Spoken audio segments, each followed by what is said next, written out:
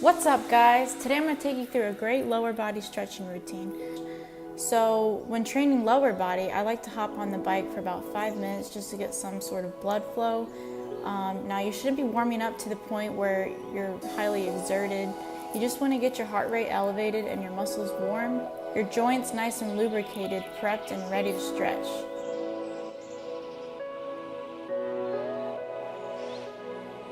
First up, we're going to stretch the hip flexors into the quads. Keep your core engaged the whole time. Don't tense up in your hips or in your quad.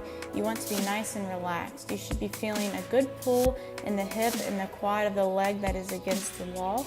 To increase the intensity of this stretch, all you need to do is just squeeze, contract the glute of the back leg. It's going to tilt your pelvis slightly forward. It's going to get a much deeper stretch. Next, we're going to move into the hamstrings, starting with a standard bent over hamstring stretch. If you have a hard time reaching your toes, it's going to help if you just tilt your pelvis forward before you go down. And when you're down, you should feel a nice pull in the hammies. After you hold this stretch for about 20 to 30 seconds, you can repeat it, or you could go ahead and switch over into a single leg hamstring stretch.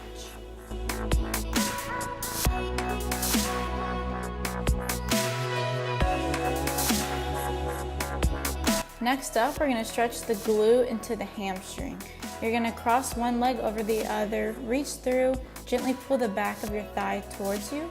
Try to stay relaxed and take deep breaths in and out, progressively pulling more and more towards you after each time you exhale. You should be feeling a nice deep stretch in the glute of the leg that is crossed.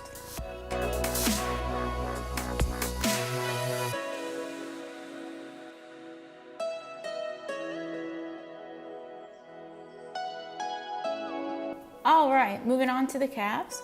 This stretch is going to pull on the back leg's calf, and it's going to stretch the ankle of the foot that is closest to the wall.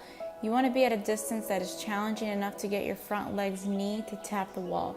So the whole goal is to keep both of your feet completely flat, not letting your heels lift up at any time. The stretch is really good for prepping your calves and working on your ankle dorsiflexion.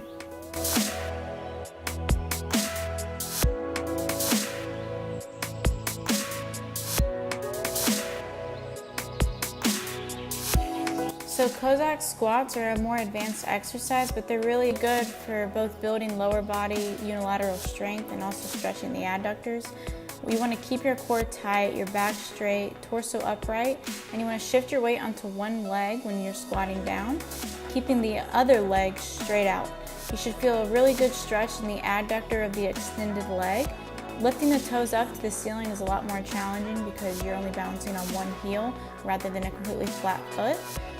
It also allows for a much deeper stretch. You can do several reps on one leg at a time, or you can do them alternatively. The whole focus is to be nice and slow and controlled. You want to allow yourself to be open, relaxed, getting that good depth, sitting back into the squat.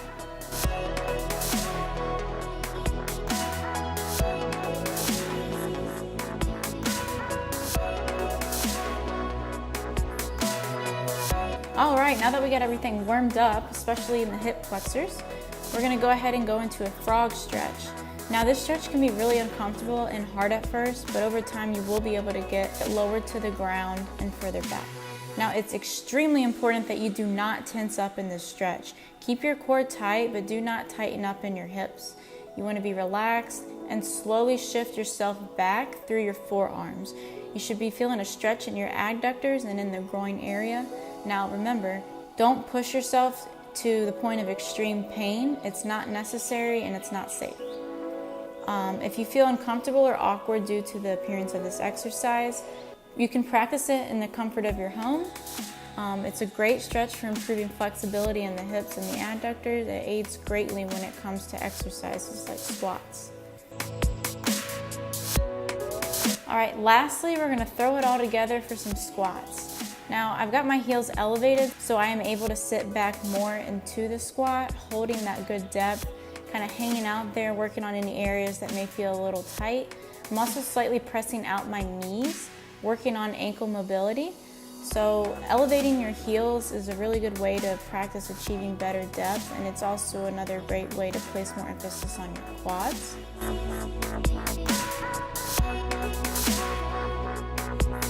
As you can see, warming up and stretching does add additional time to your training.